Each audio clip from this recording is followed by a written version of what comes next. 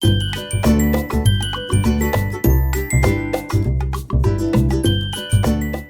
all, Jessie B. Scrapbooking back with another process video. This one is a bonus all about the page maps. I decided I wanted to do this sketch here. It is from July of 2023. I just loved it, and so I'm going to use these two pictures. This is my daughter shooting a bow at one of our bow shoots that we went to last year, and yeah, so that's what I'm gonna do. Okay, so normally I do all about the page maps the second Tuesday of each month, and then if I decide I want to do another one, I kind of sneak it in on any other day. So you're getting one on the last Tuesday of the month as well.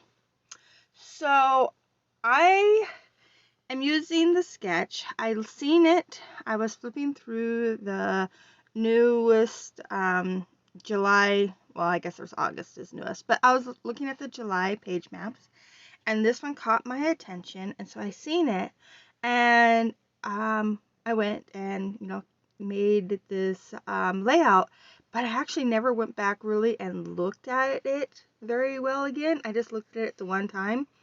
So I knew it had a strip at the, or a square in the middle, and then strips at the top and bottom, and some embellishment clusters, kind of all the way around.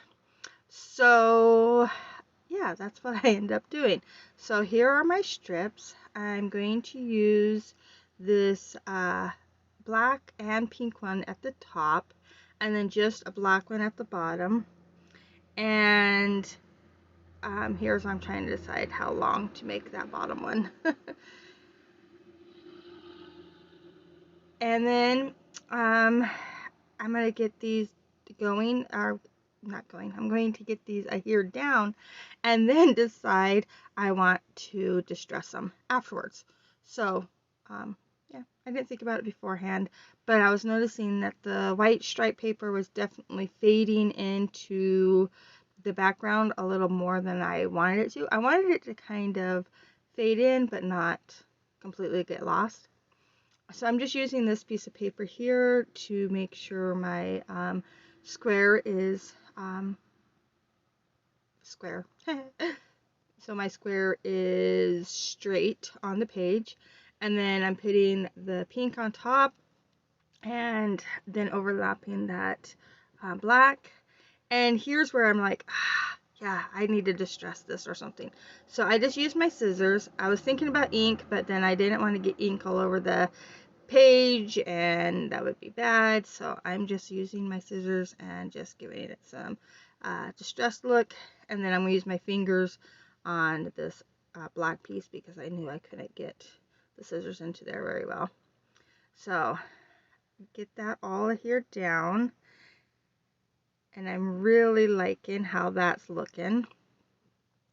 And then I'm going to back both my photos in this pink on pink stripe, and I think that just helps them so they don't get lost on the page. That helps them just pop a little bit, and it brings that pink in to the middle of the page too, not just up at the top. And the one of the cougar target does not have the pink all the way around it, and I could have added a little bit at the bottom there, but I didn't really think it needed it because I'm going to have a cluster down there. In the sketch, it has stars as clusters. I'm going to use flowers. And the cluster at the top, it gets a little big compared to what I was originally planning, but that's okay. I ended up loving it. I just think it's so pretty. So I'm getting that on there, getting these flowers all cut out from that pink and white striped paper. This is the other side of it. And it had these beautiful butterflies on it. And of course, there was only two that I could cut out because I used the rest of them on the back of the pictures. So I went to my stamps. So first of all, I'm grabbing out a leaf stamp just to give some leaves to my clusters. And I thought about getting out my die cut, but I've been using that a lot lately and neglecting my stamps, I feel. So I decided to stamp some leafy bits in the background.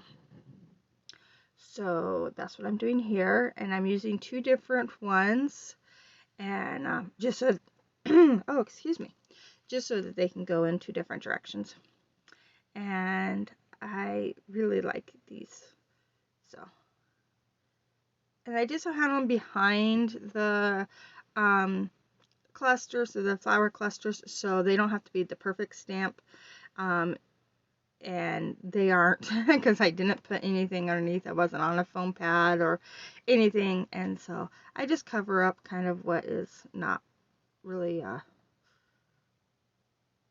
really good stamped area.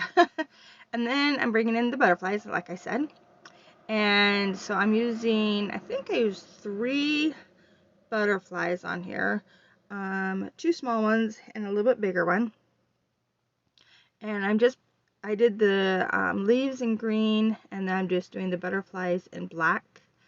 And I thought about just leaving black and white butterflies, kind of, a hint of them in the background or whatever. And then I was doing this bottom one here, and I actually put foam underneath of it and everything, and I stamped it down, thought I did good, and I missed the whole wing just about. So I'm looking at it going, I can't restamp that because I know myself it's not going to work, and I didn't use my stamp positioner tool.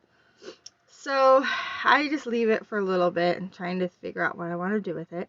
And I decided to adhere everything else down. I switched these flowers thinking I wanted the bigger one on the bottom, but then I didn't like the way it looked, so I put it back up here at the top and put the little one back at the bottom. And I put one wing of this butterfly up on foam, and then adhere the other one flat. And then I put this little butterfly up at the top, and then I seen that there was a flower that I didn't adhere down, so I'm going to pull the butterfly up, stick the flower underneath it. Okay, so now I'm looking back at that butterfly, trying to decide what to do with it.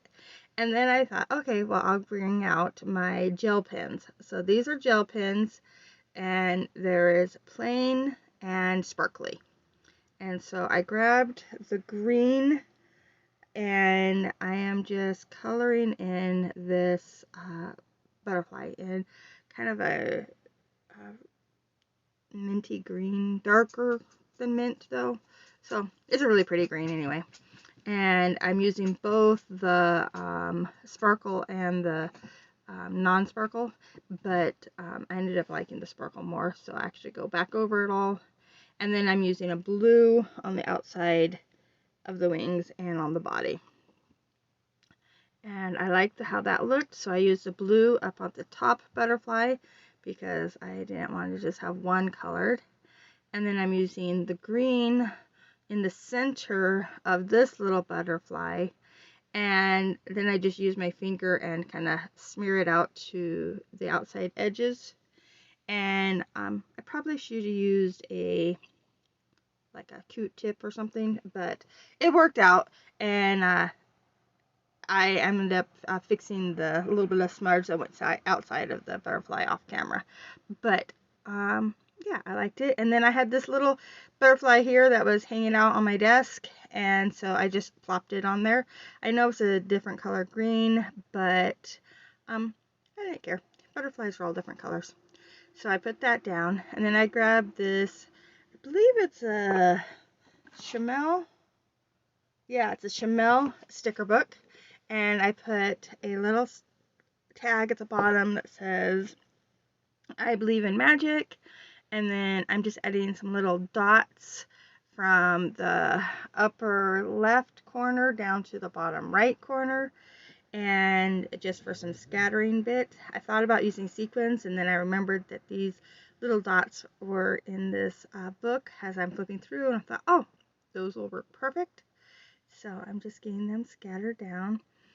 And then, let's see. There are all the dots. I think I bring in one other little word from the sticker book, and it says magic. And I just put it above the picture of my daughter. Yeah, right there.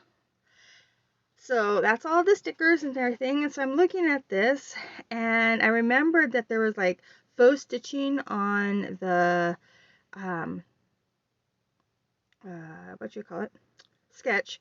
And for some reason I thought it went around the outside of it, but it doesn't. It's around the inside of the square, the little square on side. But mine's going around the outside, so it works. And I like it. So I'm just using this ruler here. It's actually for quilting, but it works really good for lining things up and keeping things square on my layouts. And so that's what I'm using to draw my little faux stitching lines. And then this layout is done. I had a lot of fun making it. If you liked it, please give me a thumbs up. If you want to see more, please subscribe. And thank you to everyone who has. And I'm just totally enjoying making these videos. So thanks for watching. Bye.